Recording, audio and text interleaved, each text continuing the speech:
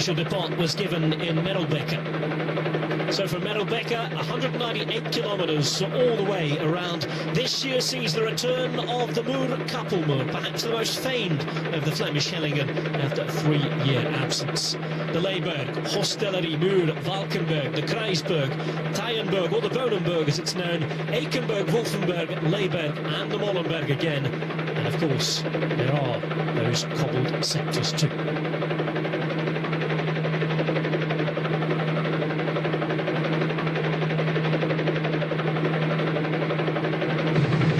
So out onto the course on a murky, cloudy, typical Belgian spring day.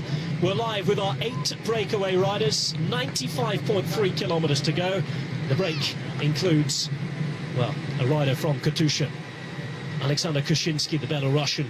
Of course, it means that the reigning champions team doesn't have to do too much chasing at the minute. Alongside him, Ramon Sinkeldam. Surprised to see him in the race. A lot of people putting him as a joker for today. Not a bad bet at all. Christophe Laborie is there, as is Paterski, Cyril Lemoine, Stijn Stils, Andreas Schillingen and Frederik Voikelen, now riding for the Wanty Group Goubert team. No surprise to see presence of these top spot Vlaanderen Baloise team. Expect them to be riding for Jelle Valais today. You can see it's cold though. A few people have had the knee leg warmers on. There's Christophe Laborie riding for Bretagne Sèche Environnement, the former Soyerson rider. Aforementioned man from Katusha, Kuczynski. Previous good form in Vervelgen back in 2009. Second he was then. There's Frederik Voikelen, a winner of Dwars door Vlaanderen in 2006. NetApp involved, remember, they're going to the Tour de France this year. Big year for Team NetApp Ventura. Andreas Schillingen, one of their German riders. All wrapped up, trying to protect himself from the elements. Cyril Lemoine was wearing leg warmers until around 10 minutes ago. Pace being upped. The gap at around 4 minutes and 4 seconds the last time we checked. Alongside him, for the Polish CCC team, is Mathieu Paterski. So it's a big day here on the streets of Flanders. This is where everything starts. This is where the legends begin to be made. It's semi-classic time. We've had a couple of our Hellingen already. Only 4.1 kilometres to go. The next one will come at the Kruisberg. 71.5 k's to go. Before that, we go through the Haaghoek, the second passage of the cobblestones. 2 kilometres long. Kruisberg, then the Taaienberg. Will Tom Bonen have a go with 61.9 kilometres to go? It's his favourite hill around these spots, named the Bonenberg. Heading in 7, Ekenberg, 56 kilometres to go. The Wolfenberg with 53.5. Leiberg with 43.1. That was our first climb today. It will be the second passage of that. And the Molenberg, the last climb with 37.6 kilometres to go. And after that, just 3 cobbled sectors, the last of which comes 21.6 kilometres to go. And then, well, if the gap is small and the group behind is willing, there will be a real chance for any gap to be closed. 93.4 kilometres to go. The gap is in 3 minutes and 11 seconds. So this is to be an unpredictable race. It always is at this time of the year. Remember last year the race began in the last 50 kilometres. Sylvain Chavanel attacked there. A group of around 10 riders formed a bit of a group 2-3 kilometres down the road. And just outside the last 25 k's or so, Luca Paolini and Stijn Stils got away. Now then, a crash further back, and look at this. Bad news for Thor Hushovd. Well, 93.1 kilometres to go. Hushovd has gone down. He looks hurt.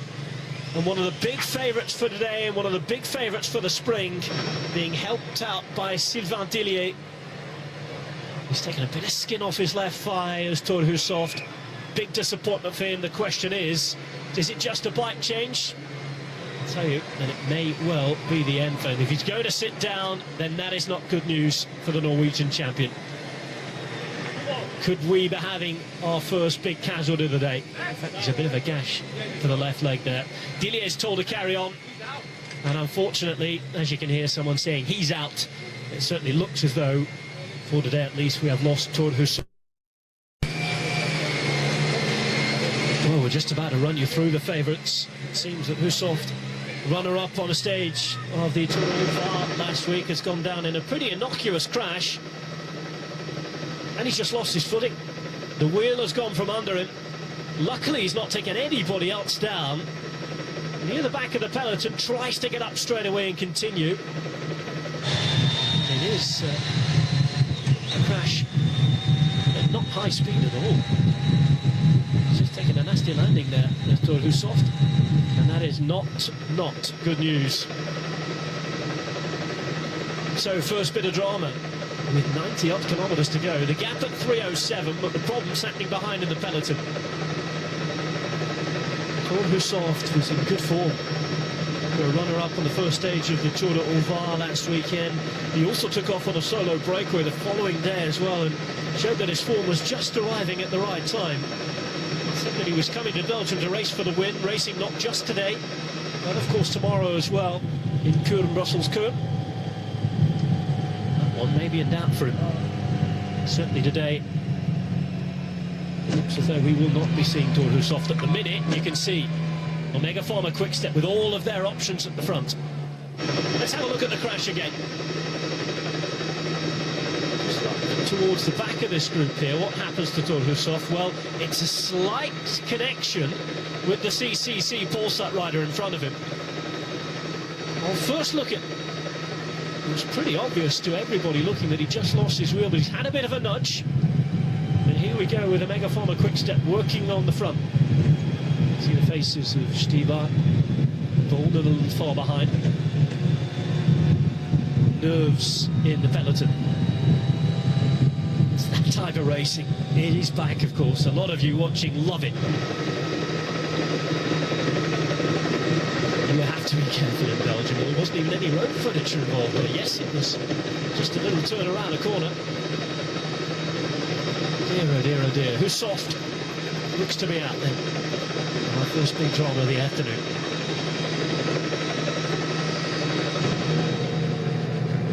Two minutes 52, the gap between the peloton chasing and those 8 escapees on the left-hand side. If you're joining us a little late, they are Kuczynski, Laborie, Paterski, Lemoine, Sinkeldam, Voikelen, Stales and Schillinger. And on the right-hand side in the black top, representing Giant Shimano, Ramon Sinkeldam. He was talked up as a possible winner of this race today. Of course, with him being in the breakaway, you can certainly guess that his team have other ideas. Perhaps thinking of Dries de Van Eyns. Of course, he's now in the squad and free from the shackles of racing behind the bigger names at the Omega Pharma Quickstep. And it is on to our next section of cobbles. The Haaghoek, 2 kilometres long. No climbing here. Cobbles in fairly decent condition. Coming onto the cobbles, the good news today is that the roads are dry. No ice, no frozen elements around as there was last year. And later on in the race as well, we're going to have a new initiative from the organisers. Remember, there is no race radio here, given the fact that it is a Europe Tour event, not the World Tour. So we have digital clocks. Clocks started on some of the hilling, 6 of them in fact, and the last 2, Padastrat and of course the Langemunte, those 2 cobble sections.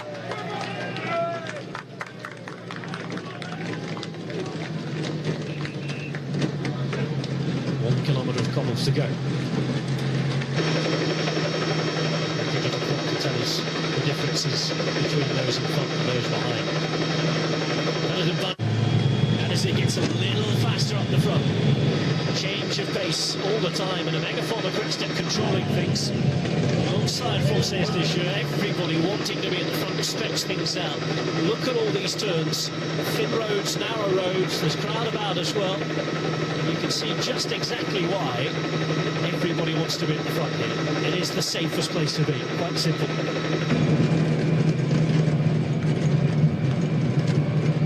On to the Haaghoek we go. Française Deschamps coming here with a couple of options. I'm afraid of the main one. They were due to bring Mathieu Ladagnou. Arnaud Demar is here.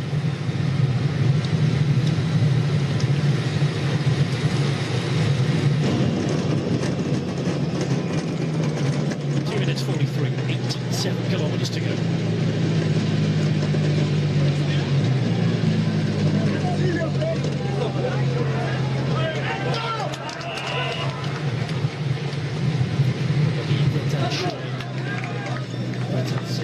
Environment probably that changed that second box in it. It's up to the back. Sky on the right hand side with Ian Stannard. Great spring he had last year.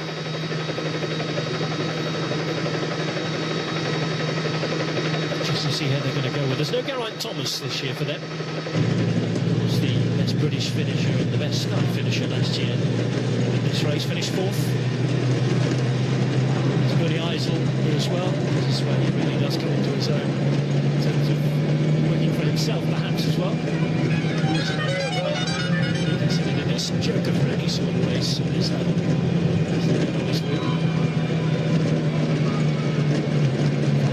Morgan, Stannard, Iceland, big options today. They also have the likes of Christian Nace, Bill Rash as well. Luke Rose, the hard worker, Chris Sutton, for if there's a fast finish.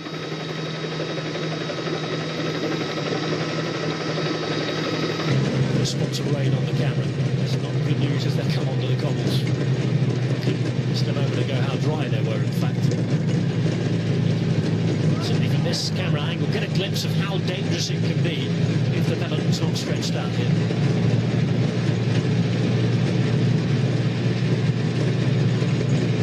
Happy to keep the candle going. Its fireworks surely will begin when we get to the last 50 kilometres or so. 48 is very much in control.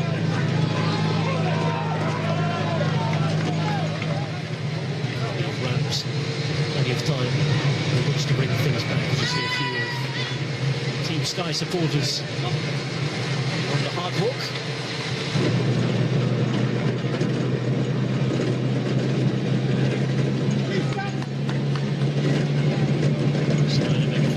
Not on the left, you remember Roulance is down there today.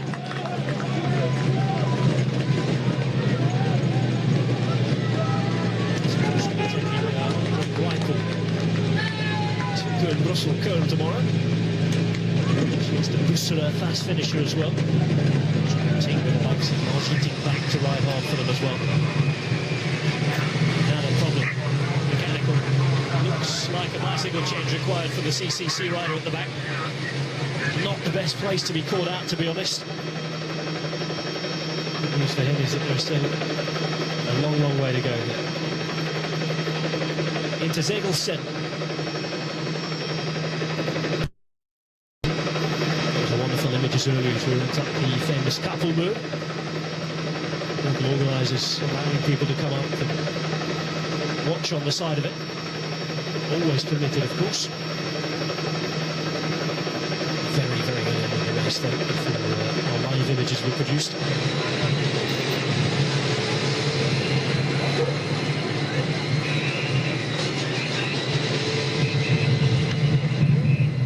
It's not just the pros who are out on the bikes today. This is the weather starts to turn a little more inclement. You can see the roads becoming a little further more damp. Stretched out a little. We had the crash of Tor Hussoft. Remember, Hussoft, we think is out. It's the crash on the side of the road. BMC losing one of their main men. Options for them there. See possibilities, in fact.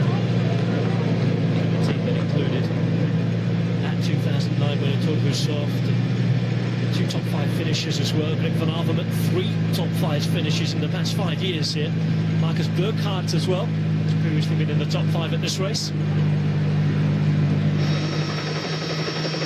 Seeing them together on Thursday, in fact. A bit of recon over the 60k, last 60k of the course. Van Lodewijk riding the last 80k's on Wednesday as well, in front of the car and Rick Verbrugge. So Kaczynski, Sinkeldam, Laborie and Vitesky. Level 1, Schillinger, Stales and Voigelen. Top breakaway, 2 minutes. Maximum gap they've had has been about 4.5 minutes. When the first 10k's or so. Big headline lines towards the end of this race. Lokeman's there. Terpstra we've talked about as well. Here's Van Mark behind. The minute he's being chased down. Is that Van den Berg behind him?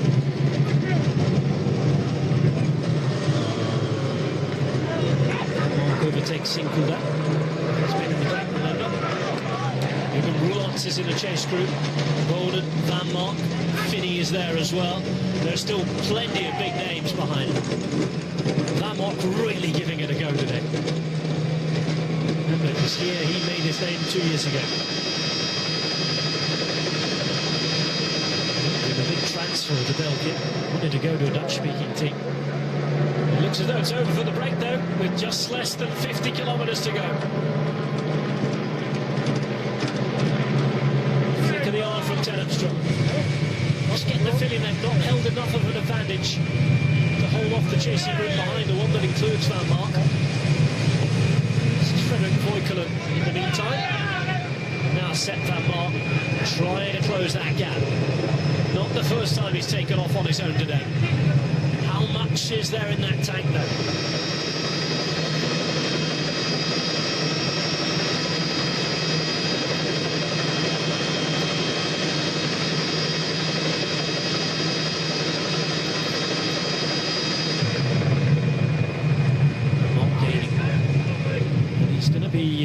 Into play with the front of the race. And has company behind as well. And who's this chasing? Steen Van den Berg indeed. Well, two of the big protagonists of the last two editions of this race. Winner a couple of years ago, Sepp Van Mark, followed by behind him, the man who was second 12 months ago, Steen Van den Berg.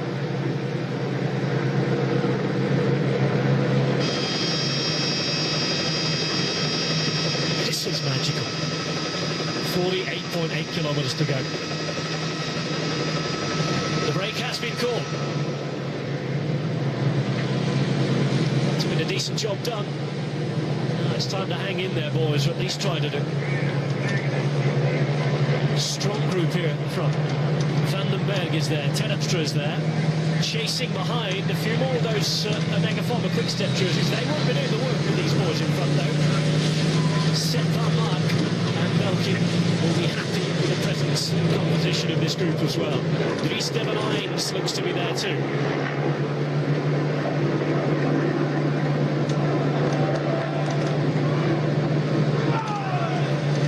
Time to keep this going with Kuczynski.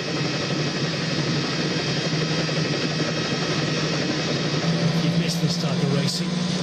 Welcome to a cycling sprint. Here for the next month and a half.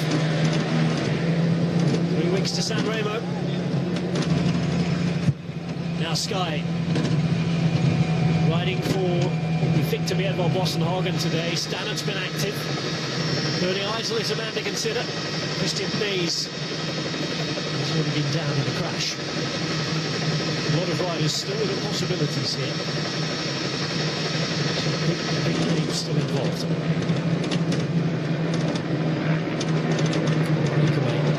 Dying embers at least, attempting to keep going.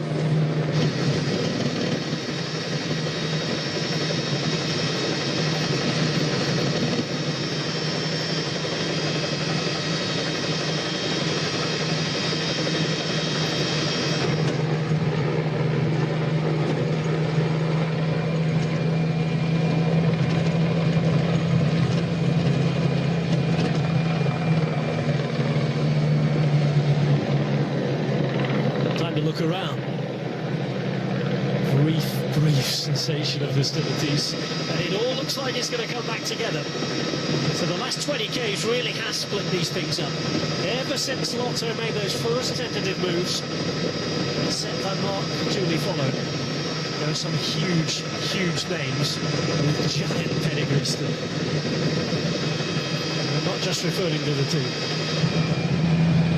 Time to go again. Terpstra once more. So many options for Omega Pharma Quickstep. They will be disappointed if they have nobody to play in the final here. Terpstra in this group. We've already seen Van den Berg. We've seen Bolden. We've seen Trentin as well. Not too sure about the presence of Stibar at the moment. He was Bolden's tip for the win. Is that a serious tip? Or was he playing a few mind games? We'll see. Stibar certainly has the form. As does Tom Bowman, you feel him. Coming into the race in the best position at this time of the year for the first time in quite some time. The last winter he had all the health problems before his clash in Flanders. And it's time to take off again. Vandenberg on the left-hand side there. In the meantime, looking behind, we get the first glimpse for a while of Jürgen Brullons, wearing number 11. 206 is Bjorn Leukemans. Approaching a catch of the main group in front. So Brullons slow with a chance, but really can't see any teammates around him. Needs to get into this group and hang on. 2 more climbs to come. The next in just under 2 kilometres.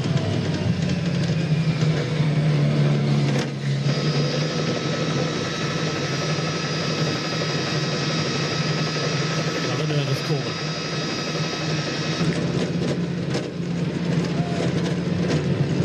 Onto the Hardhawk. 3rd passage of the day. I am cycling back in. That's what we want to see. Remember, no more big and very, very popular winners here today than I am cycling. I'd say that is. It didn't look to be the jersey of Sylvain Chavanel. We shall see. To be Salamontins, confirmation. But in fact, it is Salamontins. Further back, this is Sylvain Chavanel. His face clearly visible, and if he is there, then that is great for this race. He wanted to win it for Christophe Godard, and he is making the move with 45.2 kilometres to go. Driving them across the Hardhawk. Matteo Trentin just behind him.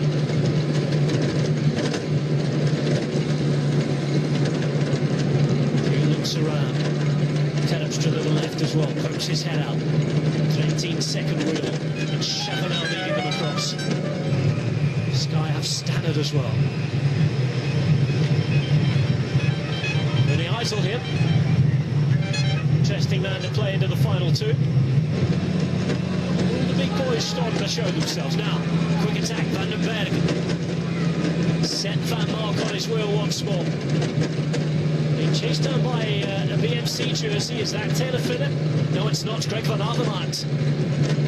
Well, he's been quiet for a while.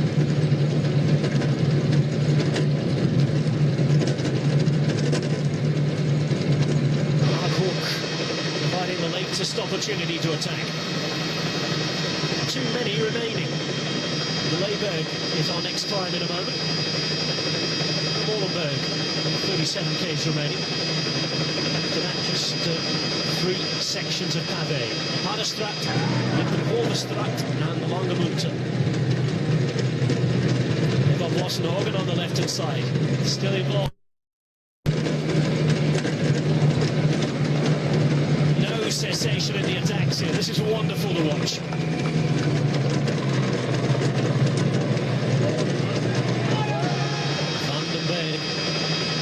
Set Van Mott just behind as they come off the Hardhawk, and we head to the Leiberg.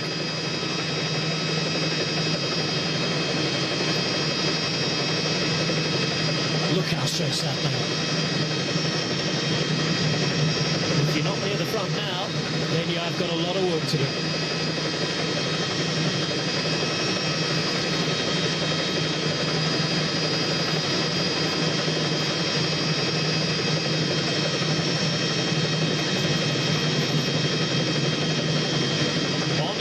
We go 950 metres, 4.2% the average, a maximum of 13.8. Look at the clouds. The rain doesn't put them off. They just want to see big racing. Here we go. Vandenberg, Van Mark is there as well. Yellow Valleys there and thereabouts. Van Avermaet on the left-hand side. Edvard Vossenhagen, 5th of 6 wheel 2. Plenty of big names about.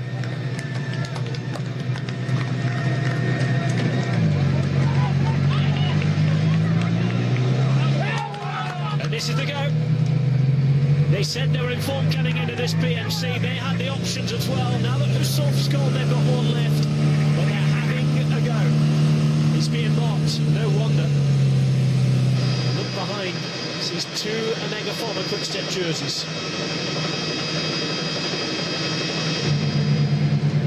Van Mark. It's cold, it's wet. There's mud flying everywhere. Pretty lucky faces about.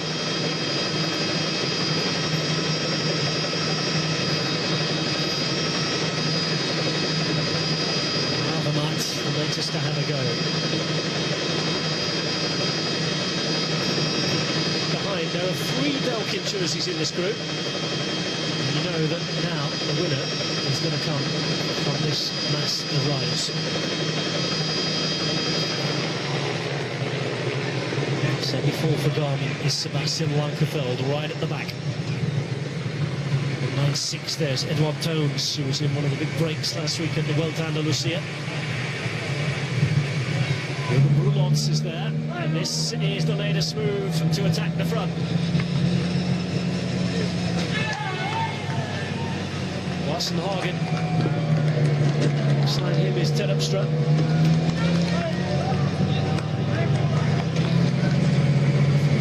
Rider, is that Kuduma? Not too sure. It certainly looks to be him.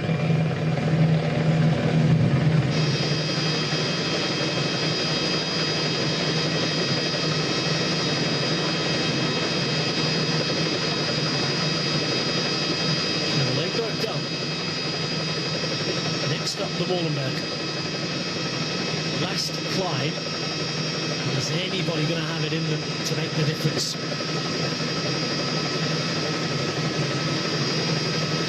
No sign of Heinrich Hausler, but I can tell you, Sylvain Chavanel is in there for IM Cycling. I think that would not be the more popular winner.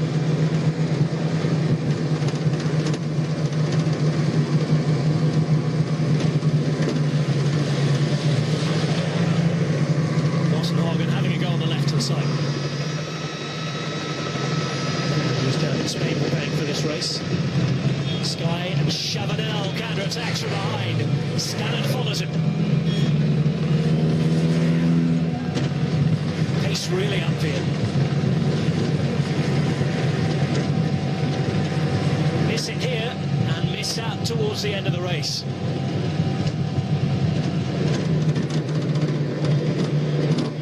He was the man to start things. He's still going. He's got the gap down to 35 seconds here. Said that things could be happening behind.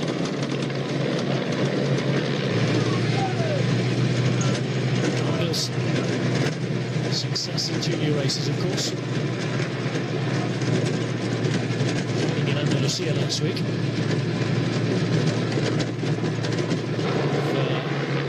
Sprint train that didn't have any luck in the end.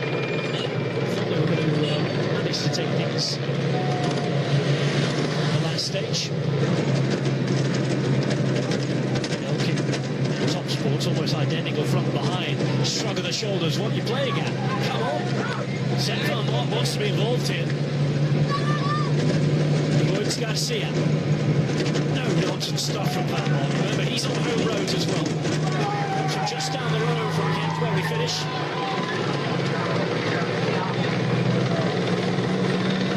Lidvolgenstraat, penultimate sector of cobbles, 1.3 kilometres long.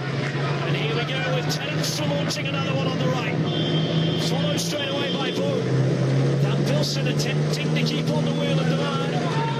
Perhaps realising that the gap might be coming down. 14 seconds now. Van Bilsen struggling to hang on. This is really strong riding from Nicky Terpstra. Boone can live with him at the minute, but it looks as though Terpstra's got rid of Van Bilsen for the minute. De Maar fading as well. Edouard Wassenhagen not far behind. It's Roulance now having a go behind as well. Everything happening at once. Set Van Mark. The 3 stronger riders have come to the fore. Interesting to see how long Wassenhagen can hold on there. He's done so much work over the last half an hour or so. Terpstra looks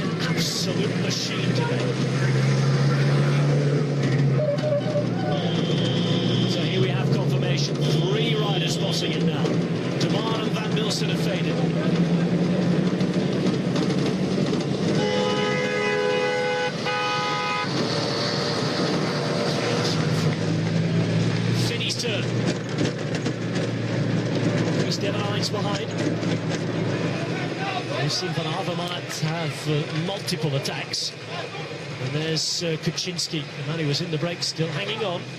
Johan Alfredo close to the back. Taylor Finney trying to close the gap. Side in Lagerfeld. All about 10 inches to go. Look me. Level 6. He's started them on this other side. Osborne has responded well. In a minute, he's the only man contributing as well. Hagen.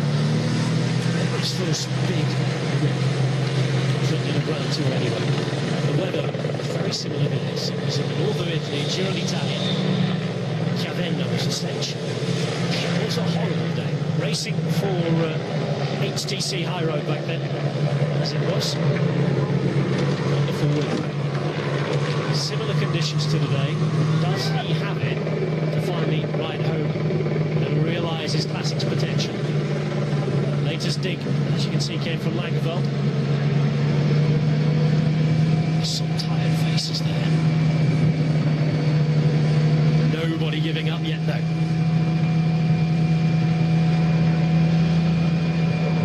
Taylor Finney, maturing as a rider.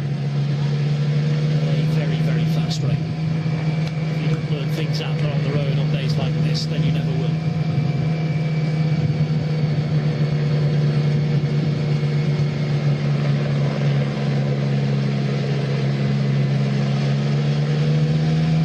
Still in that.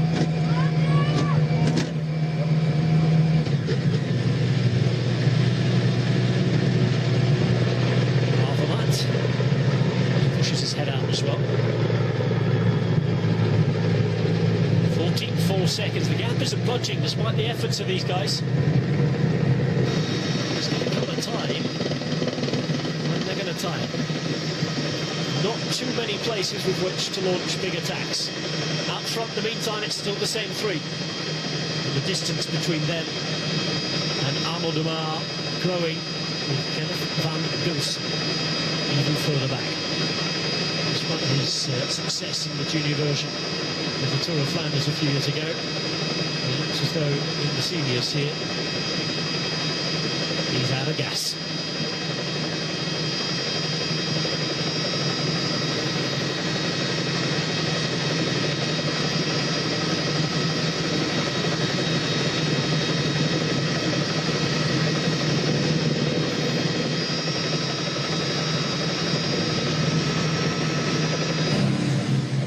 Just over 25 kilometres remain, 49 seconds the gap between our three very strong leaders who are at the front. Lars Bohm, alongside him is the man from Sky, Edvald Boasson-Hagen, and of course, who else? A big, big fighter in this race so far. All along, since things really started heading up, he's been excellent. Van Avermaet also chasing.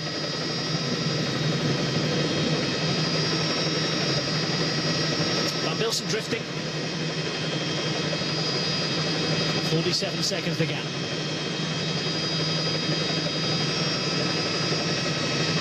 Huge names still in this group. The gap seems to be growing. Filthy conditions out there.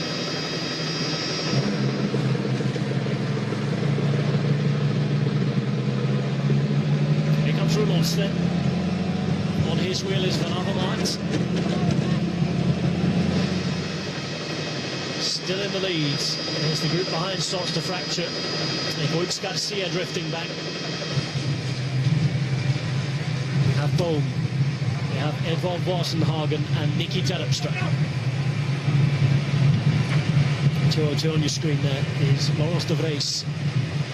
196 is Edward Towns. 146 for Cofidis.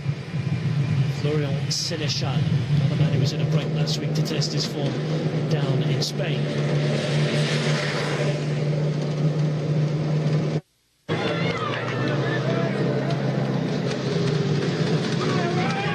35 seconds. If they work together, then they've enough to play with. They start looking around at each other, that's when the problems will start for them. Fernand de Mar is the only chaser at the minute. Of course, it is going to be a big effort for de Mar to get back on here. Lars Boom behind. Oh, Boom. He wants the team car, in fact. Boom with a front wheel puncher at the worst possible time. Dear, oh dear, oh dear.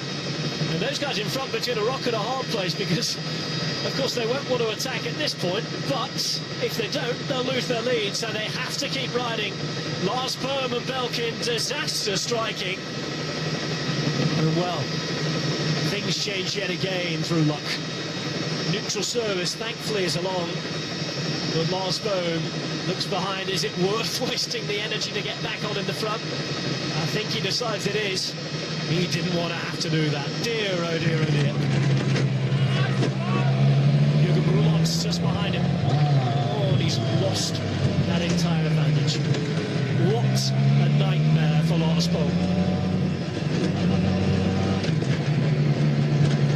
If there was ever a time to get a puncher, that was not it. So here we go. No choice but to keep on working. Down to just two men. Hagen and Terpstra. Shows that things can be going nice and swimmingly. And then that happens. He will be absolutely fuming. Blood boiling on a cold day for Lars Boom. Having a chat with what's behind. Mr. Langeveld there, as is Jürgen Brulons.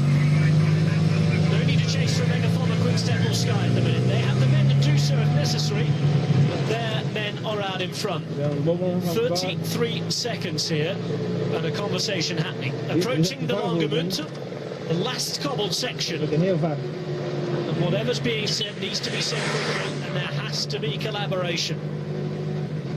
Still 21.7 Ks remaining.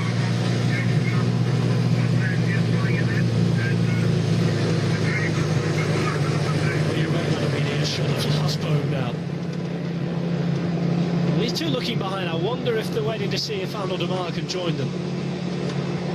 I'm not sure that's the greatest idea. He's quicker than those two.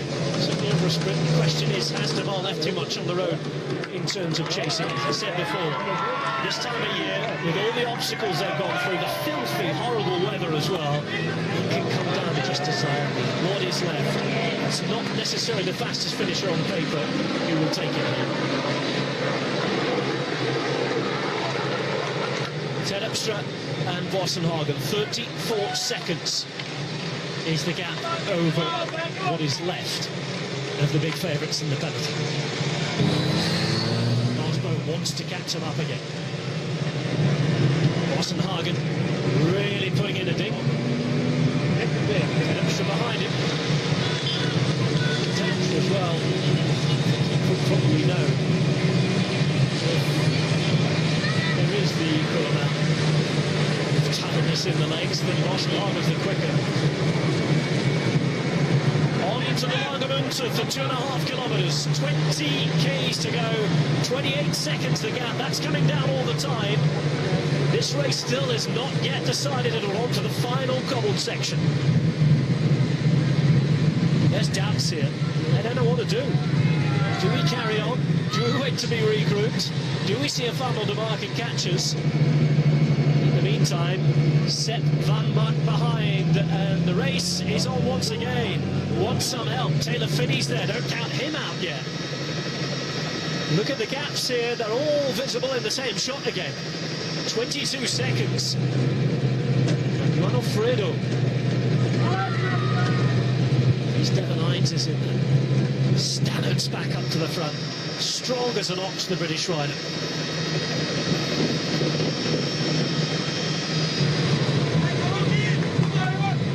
de Mar back in the book. 22 seconds. And here we go. Finney with his latest dig. No end to it today. That's not going to help the break. This is where he went. Gesture on to come on and through. Finney then really obliged. That's a big dig. The American wrestling brilliantly. Himself a bloodbath as well at the same time. crossing the line. This is proper spring racing.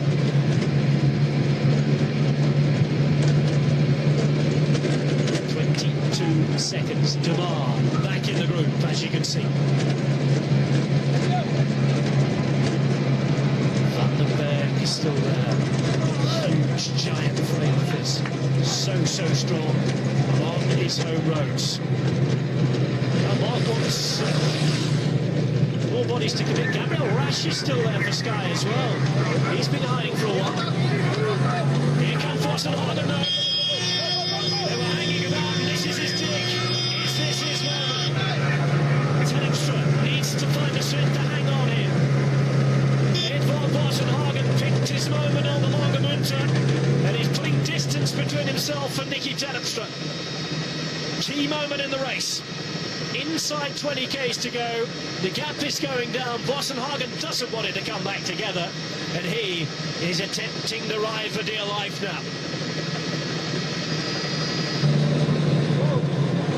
Terpstra, teeth gritted.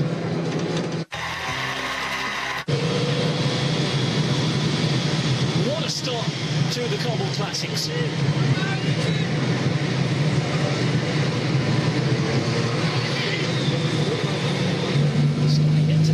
Classics win. It's one of the former winners, though. Is Sam Van Mark.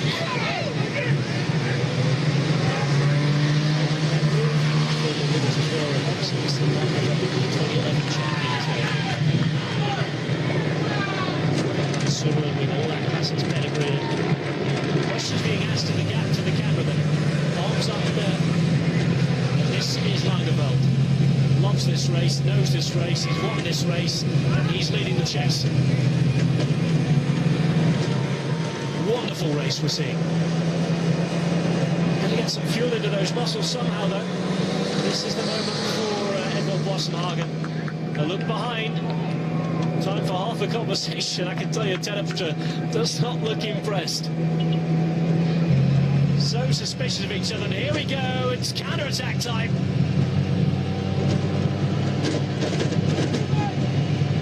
Roelands is following. Stibar's there as well. Tugel, Van Mark. Devon Ides, Langeveldt, Robert Wagner still there as well, as is Le Bon. Tima, Luke Rowe, Ian Stannon, Julien Fouchard. Waits, and Jean-Pierre Drucker. Bombs having another go in the meantime. 24 seconds the gap. These two very wary of each other. They've attacked each other in the last 5 seconds or so, and they're trying to get the gap. They don't know. Trying to get the gap, trying to get the man to go out in front on the motor as well. Nicky Terpstra's nervous, and he's letting it show. Wants the right info, and he's not getting it. There are no race radios here. Wants all the bikes in between them. Behind. Company's coming, a regroup's coming. Well, wow. Split to death up the back. There is so much more racing here.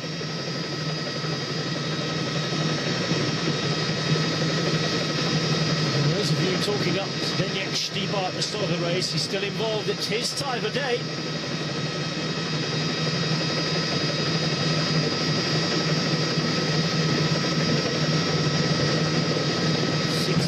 6 k's to go, and here goes Ian Stannon. He's got company as well. Philippe Van Avermaet just behind him. Le Bon, I think it is not too far back. 16.4 k's to go. It's difficult to keep track of where everybody is. This is wonderful racing.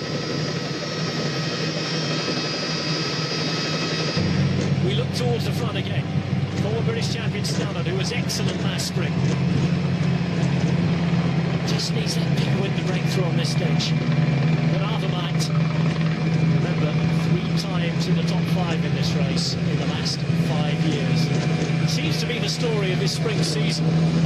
Again and again and again, he's the nearly man, is Van Avermaet.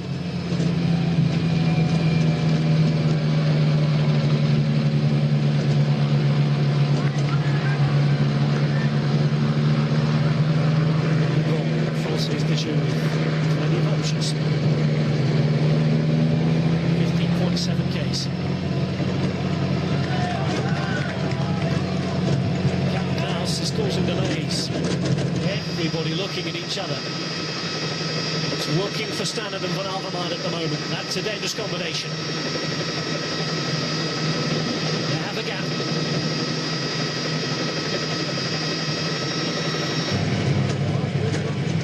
On the last 10 minutes or so coming up for very, very soon.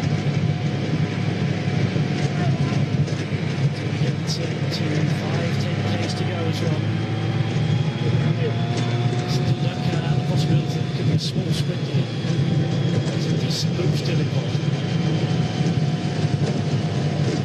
15 kilometres remain. This is one epic on-look Kent Newspark, the 69th edition of the race. The first run in 1945. Jan Bourgaerts was the first winner. 54 wins for Belgium, 4 for the Netherlands, 4 for Italy. And only Germany, Ireland, Norway and Spain have had one winner each.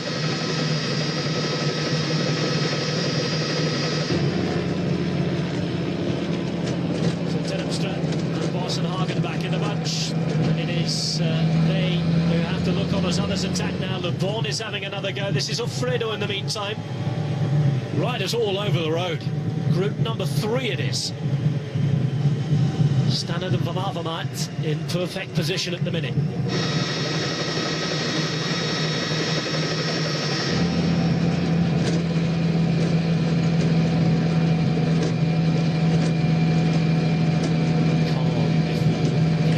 Storm of attacks. Look at this loop road. Standard. Of course, nothing but just flicker the arm from the grid. Loves these conditions. Absolutely loves them. The Milan San Remo last year. As apocalyptic as you can get on a bike. He rode, he was strong, he was there. Avermaet is here as well. 9 seconds they have. Not looking great for them, you have to say. There are some pretty willing riders behind. One of them is this man, and he can just go again, again and again, said Van Mark. Gap down to 8 seconds. Terpstra again looking to follow. Something left for the big Dutchman as well. Hagen is there. I just don't know when to give up these guys.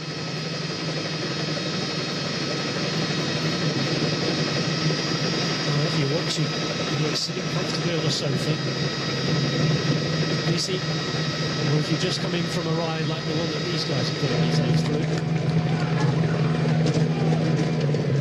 Whatever you're doing, I bet you're confident the winner is so tough out here. A lot of cynics will say that Van Avermaet never does it. Certainly not in these types of races. Is this his moment though? Taylor Finney's done a heck of a lot of work for BMC today. They lost their main captain, Turhu Soft, who's in form very, very early on with 90k still to go. Don't put it past him. I'm not sure he's going to do it from this two-man group because they are catching.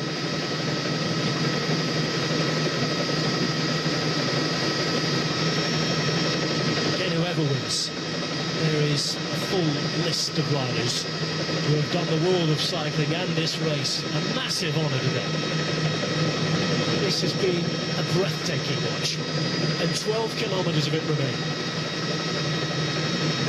The leaders on the road. Ian Stannard, who's covered.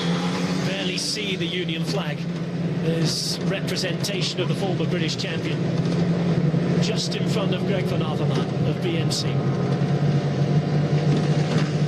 They have the luxury of leaving the former champion out of the team and home in the warm weather in Monaco and Philippe Gilbert today.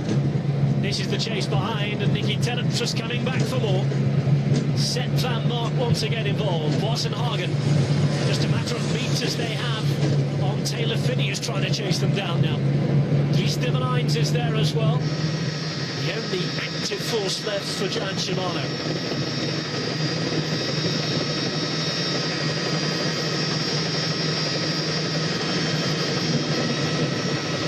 Just the ride into Ghent.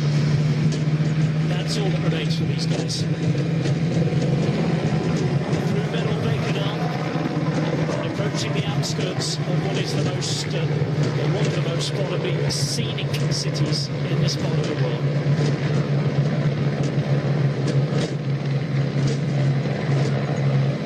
Selijaland emptying his bottle there. Anything to get rid of some weight.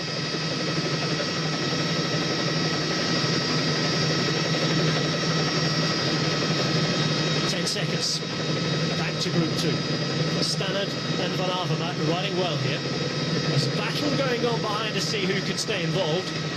Luke Rose just about hanging on. A great test of maturity for the Welshman as well here this week.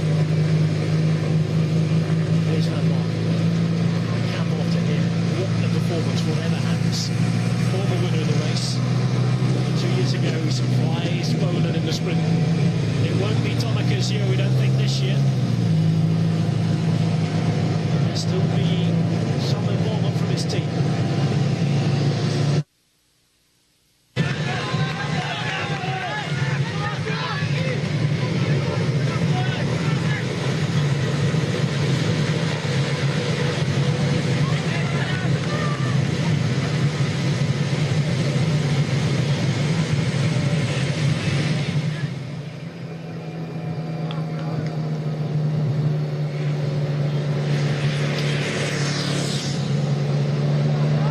So attacks and counter-attacks.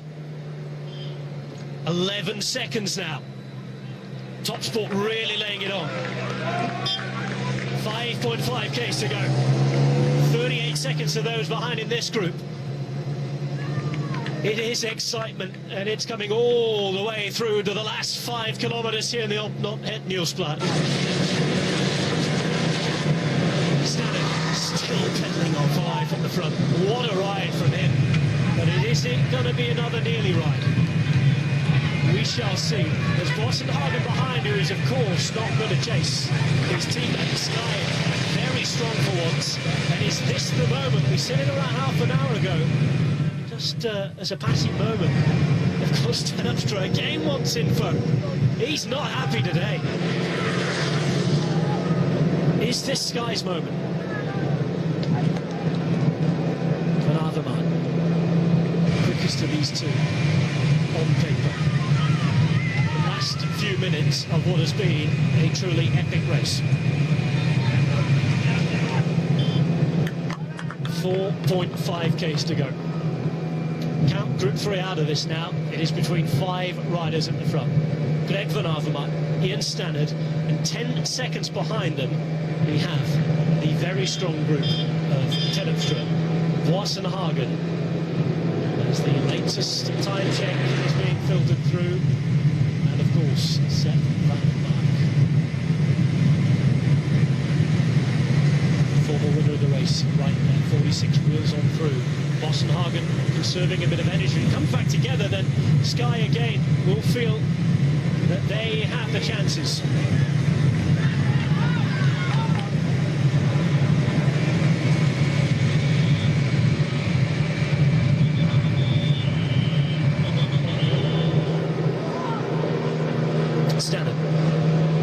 Still working at the front. Remember, this is a race they do like. Yet to make a breakthrough at a big monument. It's the Spanish Classics Hunter that did the job a few years ago for them. Okay, flick of the arm from Stannard.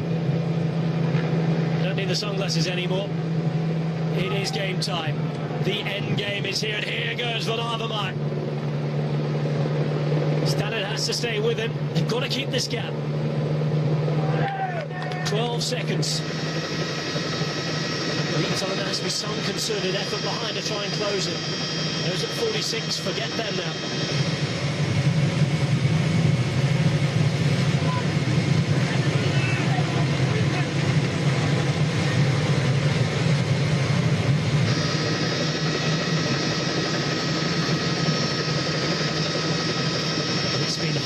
Filthy, epic weather.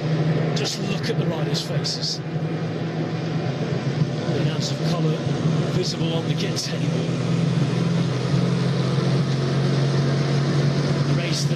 year has been dominated by Belgians and Northern Europeans.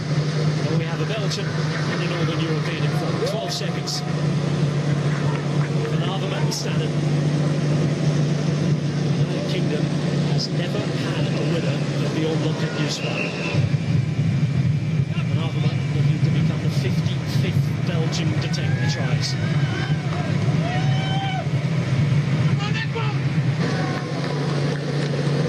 Who's got anything left in the legs? 3Ks to go. And it is still raining sideways here. Horrible. Nice big effort. Of last year, and the two riders are going to come to the finish together. Approaching the last kilometre now, 16 seconds. It's going to be between Greg Van Avermaet and Ian Stannard. They start to play cat and mouse, and with 1 kilometre to go, Stannard puts in the first ding. A look behind, but Avermaet will follow him. Who wants it now? Slide uphill drag before it flattens out again into the last couple of 100 metres. They'll come into the St. Peter's Plan. They're in front of a couple of thousand or so people that are watching, braving the elements. We'll see the winner of the 69th edition. Stannard in front. Looks behind, Van Avermaet in the perfect position for him here. They do have a bit of time to play with. 16 seconds at the last count. You think that Stannard is going to want to get Van Avermaet in front of him, but here goes Van Avermaet. Now then, you have to feel that Stannard's going to attack here, which is going to be his moment of choosing. Time running out. Trying to keep out of the vision of Van Avermaet. The Sky man, the strong man, and the Belgian fast man. Just a few 100 metres to the line. Stannard waits, Stannard sits. Van Avermaet in front of him. The Belgian is wary. This is the best chance that the Briton will have to take what would be the biggest win of his career. And here goes Ian Stannard. It's a sprint to the line again. Stannard launches it. Stannard with Van Avermaet just behind him. It is Stannard. He's staying strong for a minute. This is incredible from Ian Stannard. Stannard goes. Couple of metres, maybe a plate length and a half in front of Van Avermaet. Van Avermaet is gaining all the time now into the slipstream. The Belgian is there. It is a wonderful win. The sprint comes behind as we cut away from the winner, and it will be Edvald Boasson surely to take the sprint for third place. And it will be Ian Stannard who wins ahead of Van Avermaet, and it looks as though Edvald Boasson will win the sprint to the line. Sky with two riders on the podium. Stannard wins, the first British rider to win Omloop Het Nieuwsblad, and what a ride. The mud, the tiredness, fatigue etched on his face, but it was all worth it in the end. Ian Stannard, the winner, and Great Britain finally on the list of winners here at the Omloop Het Nieuwsblad. In the meantime, this is what's going on behind. Sprint for the minor places. Sky get their classic season off to a great start. Stannard it is who makes history. 300 metres to go for these guys. Every place counts, of course. Van den Berg leading it out. Taylor Finney's there as well. Finney coming through the middle now. Finney looking the strongest in the fact that coming the last 100 metres. Alfredo on the right as well. And it will be Taylor Finney who comes through alongside Arnaud Demar and Egoitz Garcia, who wins those minor place sprints. So Sky with two riders on the podium, first and third, but all of the attention going to the man who's made history, Ian Stannard, as the first winner from United Kingdom to win the Omloop Het Nieuwsblad. What a beauty. He was in the perfect position, right on the wheel, hid and waited and waited. Van Avermaet was getting there, he was gaining. In the end, the finish line coming perhaps 10 or 15 metres too soon for Greg Van Avermaet, who just could not overtake the Brit. No celebration for Stannard. Right straight on through. He is a tower of strength.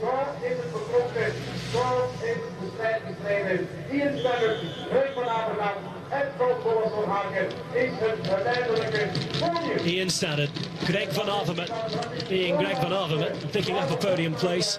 The questions will linger along for him again, but Ian Stannard wins what is the biggest race of his career.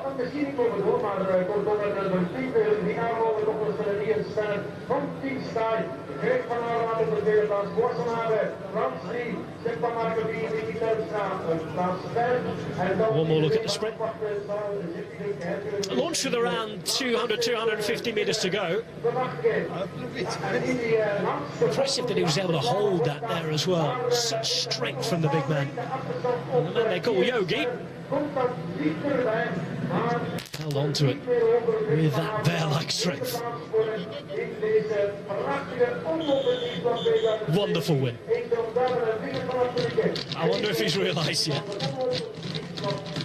It looks as though it's been a painful day out there for them.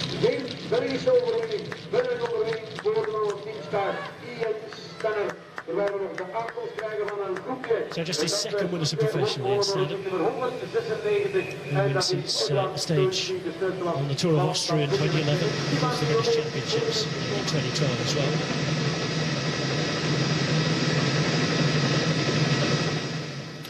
And there it is, just over a wheel length for Stannard.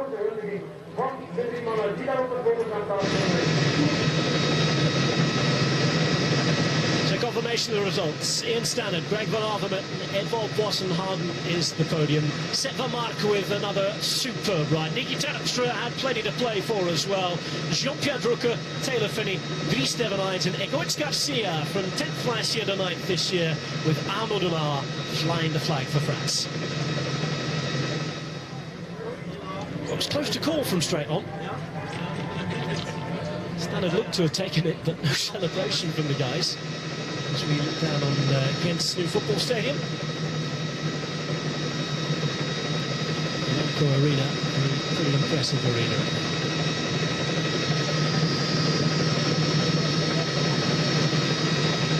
But what a race. Just getting the breath back here in the commentary box. It has been stunning. If you're watching around the world, thank you for your company.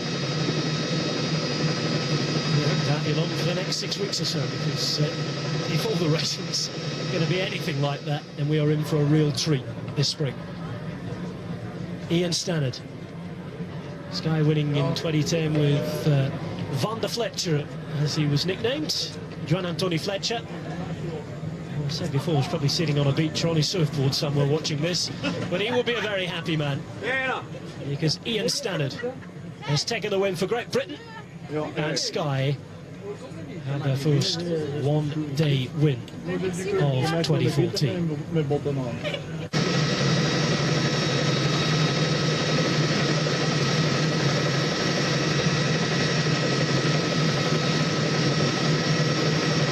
Interesting to think about what he thought of his rivals as well. There was attacking that never ceased.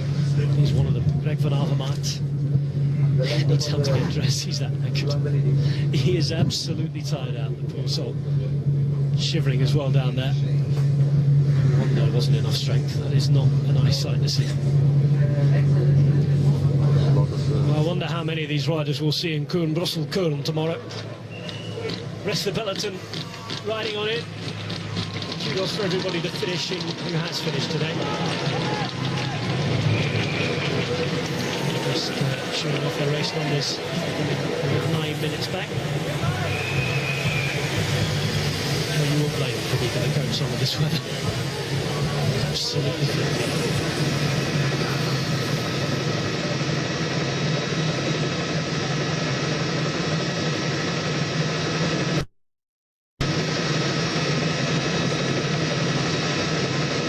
See if we can question Van Avermaet's tactics for you as well down at the finish line. And he was gaining on Stannard, perhaps he did have the speed. Did he launch the sprint at the right moment? That's the question. Did he react quick enough? Plenty to dissect as well. as we go into the races of the next Europe run with the likes of Glasgow's London in the Cup, as we build up to the big one, the Ronde van Vlaanderen and the Tour of Flanders. Next month. Ian Stannard, many congratulations. That late surge, was it your track experience that helped you there in your timing? Yeah, just, you know, I knew the guys behind us had dropped off a bit, so it's just about playing it right, and I felt strong, you know, on the lead in, and I was confident for the sprint. You timed that perfectly.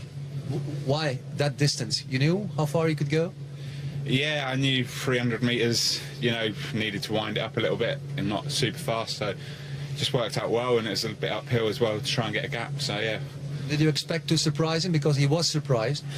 Yeah, I was just waiting for him to look the other way, and then I knew I had to go around that mark and just hit him as hard as I could and try and get the gap, and it worked out well. Of course, we remember Kuurne, Brussel-Kuurne, 1 second in very bad conditions.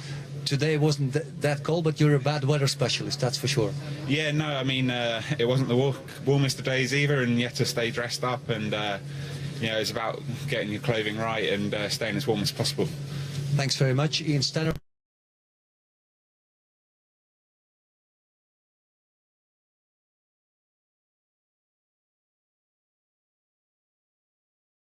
Left-hand side there of Adam Yates, and in front of him, that little bobbing style there, that's the Irish rider, Dan Martin. This is Pozzovivo here. No, it's not. It's Vilmoraz who's coming off the back of the peloton as well. From AG2R. Pierre Roland just in front from Cannondale Drapac. These riders' days are done. Emmanuel Buchmann hasn't really ridden so well this year. He came to the Tour and as German champion. He's dropping back. There's only one rider with him now, Quintana, and that is Valverde. He's got no other helpers up there. And Valverde has turned out to be an amazing ally over these last few days. The Olympic Games, but also trying to help Nairo Quintana do better than second position. Just on the back there with that red jersey, Alain Philippe. He's seen the ups and downs of the Tour de France, but at least he's got that red number on his back as the most aggressive rider from the other day when we went down into Bern. I think he's got a Viti. I just caught a glimpse of his wingman, Emmanuel Viti, also there, but a little bit further down the line, I'm afraid. Stand by for the dizzy descent here as we race down to the foot of the final climb.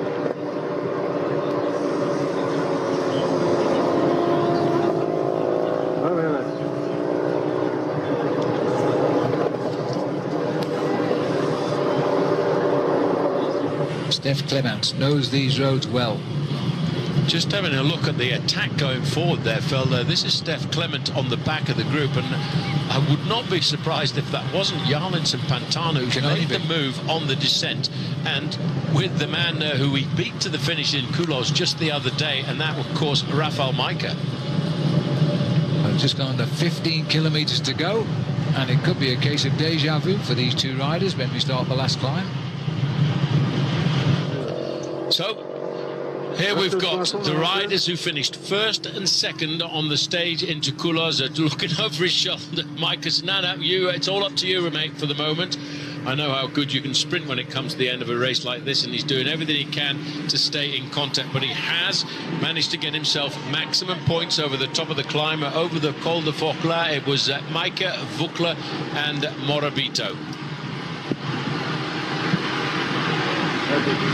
Vukla, normally himself an exceptionally good descender, he hasn't made the junction. These two riders now there is not too much. I've just noticed 3 kilometers to go to the start of the final climb, and it's just a shade inside of 11 kilometers of climbing up here to the heights in the Alps of 6,500 feet, just inside of 2,000 meters. Main field, well, they're an awful long way behind at 10 1/4 minutes. Very shortly, about 2 kilometers to go, they'll have that very sharp bend. This is Bryce Felu just on the back. The other rider in there from AG2R, just trying to stay in contact there. That looks like it was Pozzovivo, just. Look at the speeds there. We get a chance here.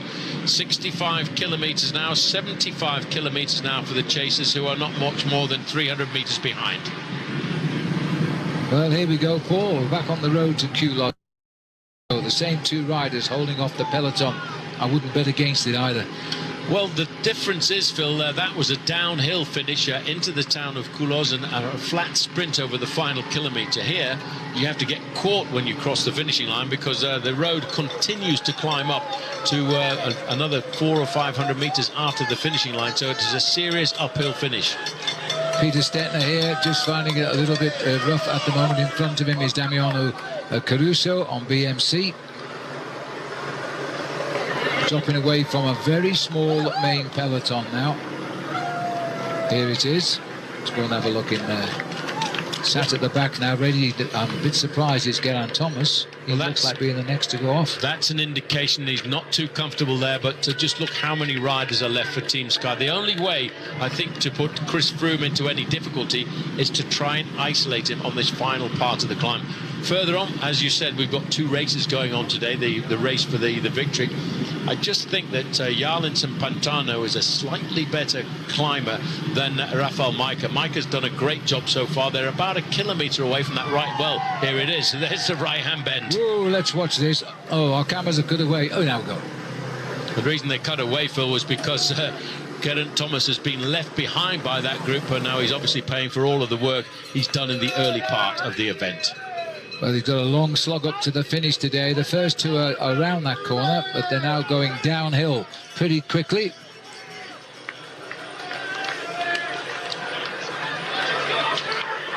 Well, I did tell you about this case of being deja vu with those two riders that are out across these very Alps. And it was a very, very cheeky sprint win for Jarlinson Pantano.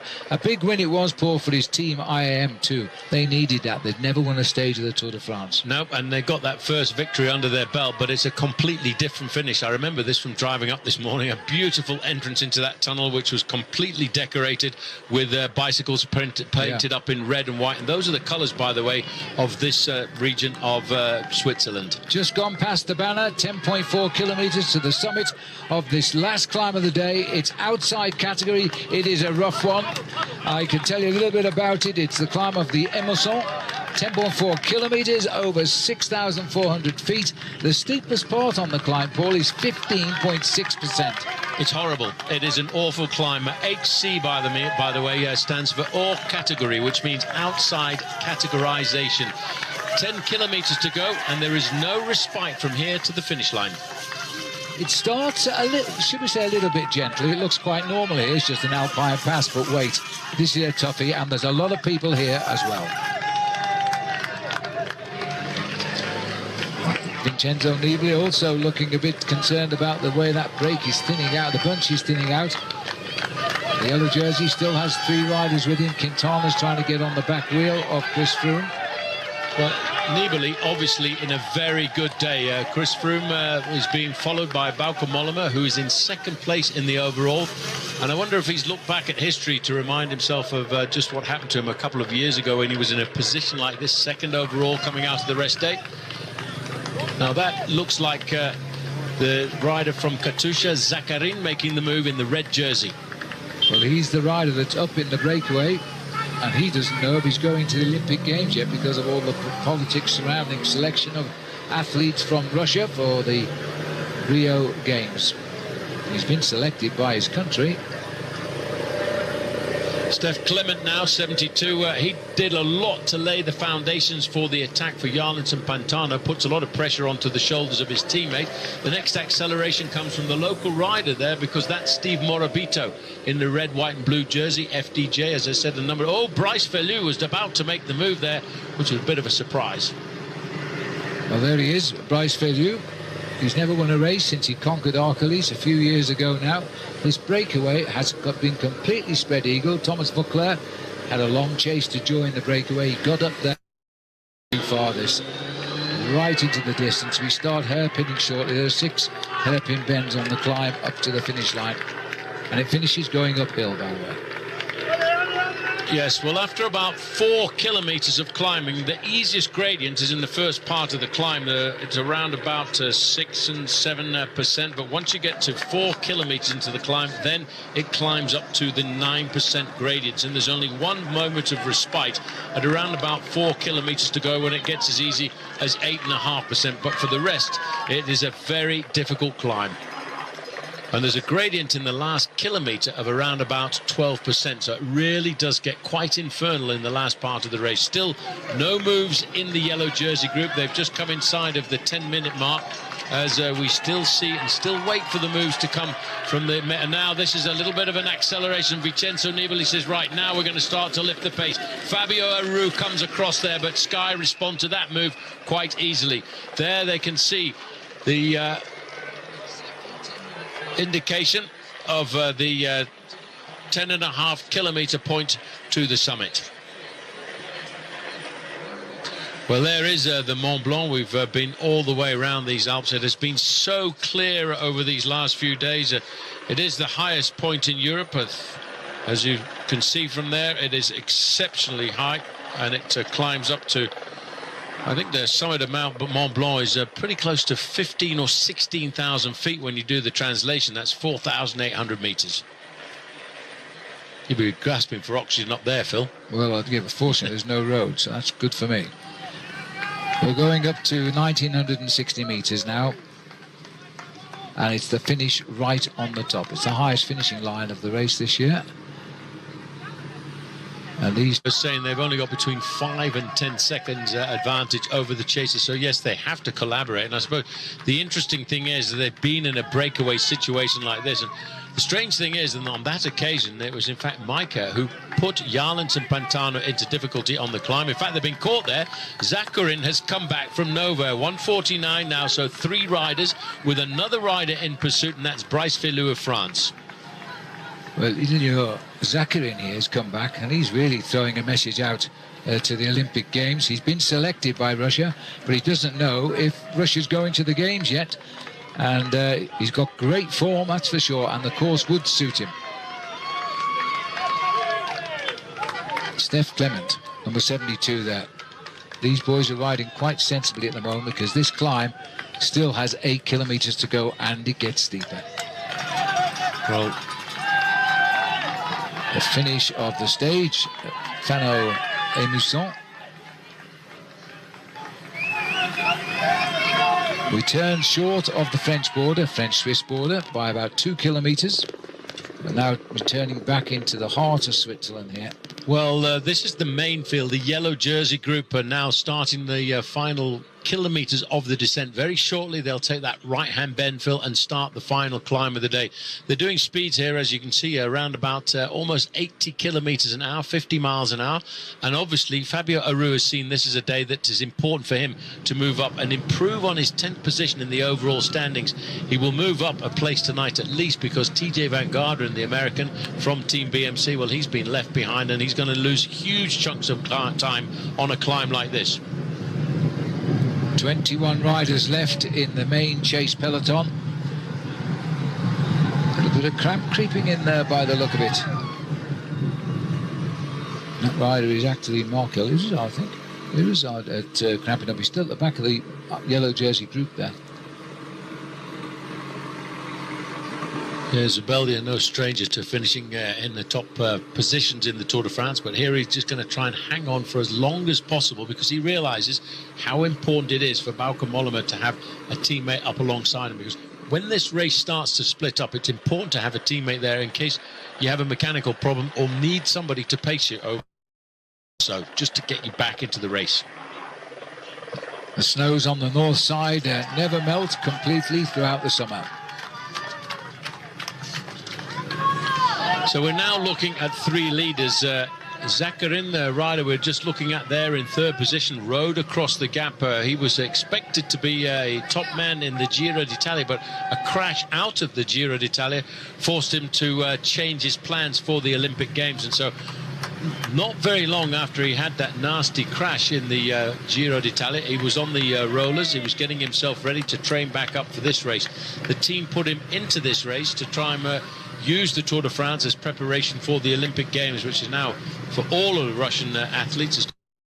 But he needs to preparation. Looking down in the valleys, I mean, it is quite magnificent today. We're right on the edge of the Haute-Savoie, which is mountains, the High Savoie. This is the Italian side, and it really is one of those magical days there as we look at these live pictures of the race. attacks at the front. He's gone with 6.5 kilometres and the steepest parts of the climb. He has accelerated just like he came across to the leaders. There is a reaction, but it's not coming from Rafa Majka. He has no more in those legs with that acceleration. It is Jarlins and Pantano. Well, Pantano already has a stage for the man who wears the polka dot jersey. Phil, he's not one of the great climbers. He's great when it comes to getting into breakaway situations like this, but he just cannot respond to these kind of vicious accelerations. The change in pace on a climb is so difficult to respond to, but one man did, the Colombian rider Jarlinson Pantano.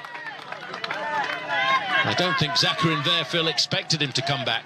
Zakarin's only won one race this year, but he's been very, very consistent. He was 5th in the one-day classic, Liège-Bastogne-Liège. He finished 4th in Romandy, which is in Switzerland by Geneva.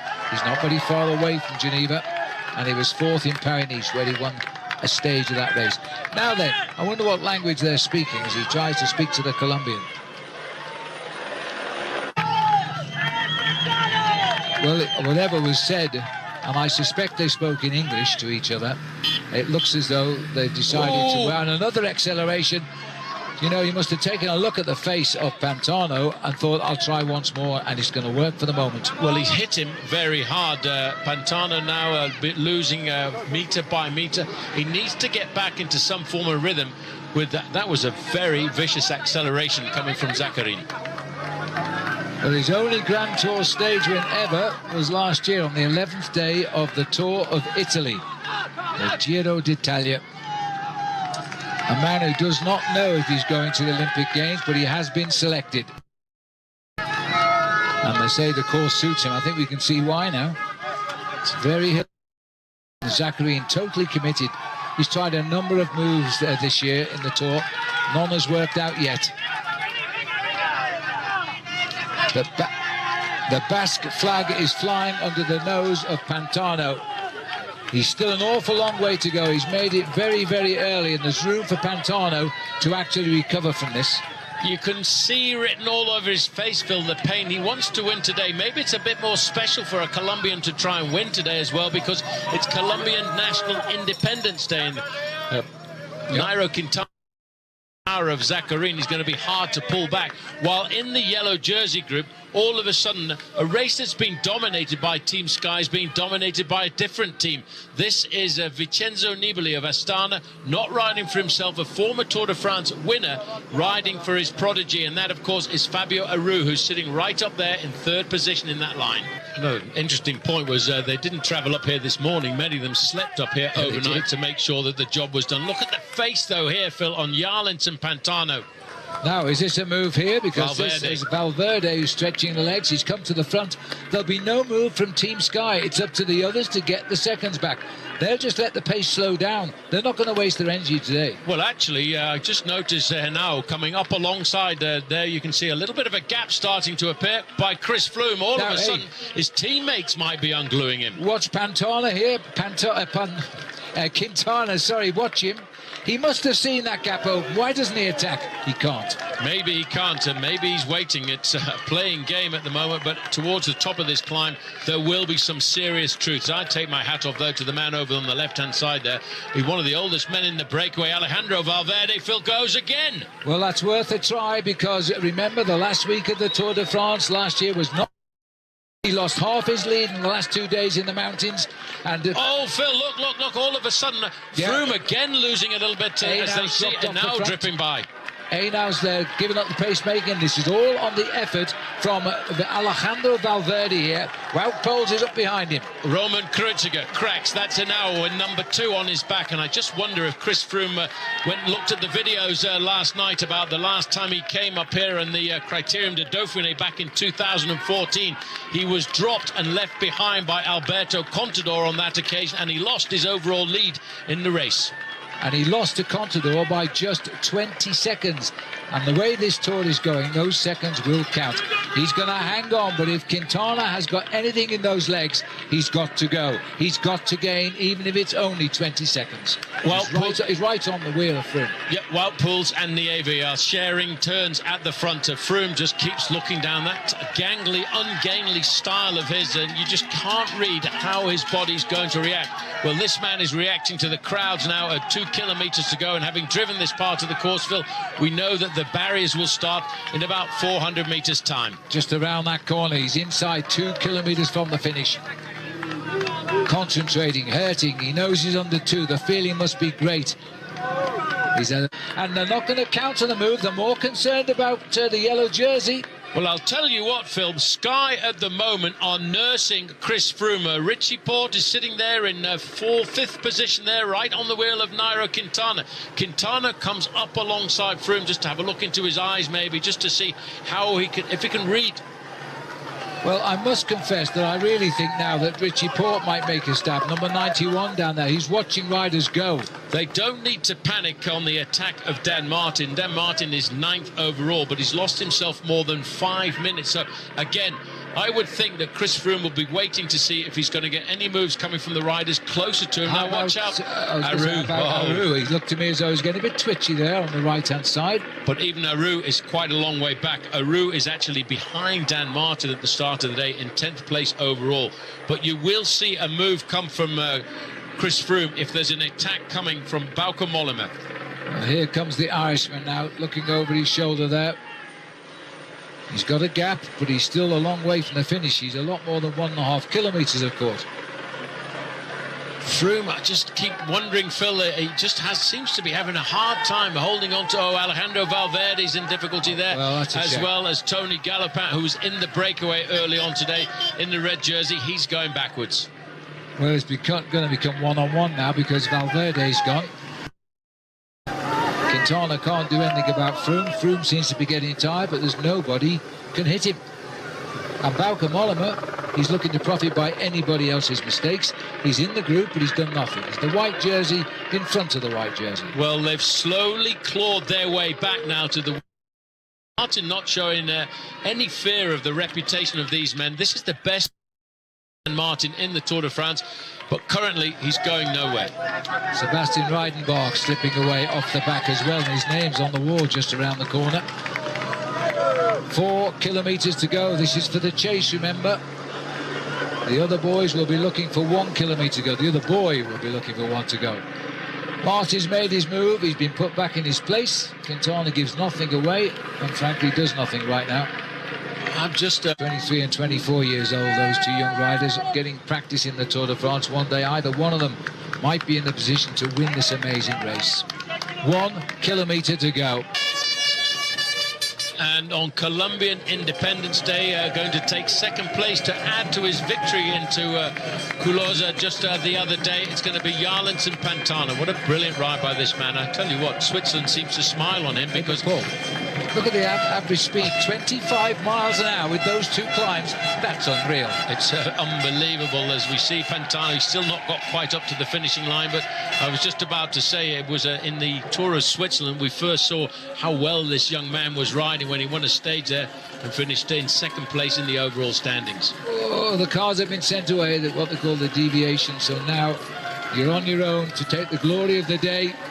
Jarlens and Pantano, 2nd for Colombia, and for his professional team, IM Cycling, and they grab him before he falls.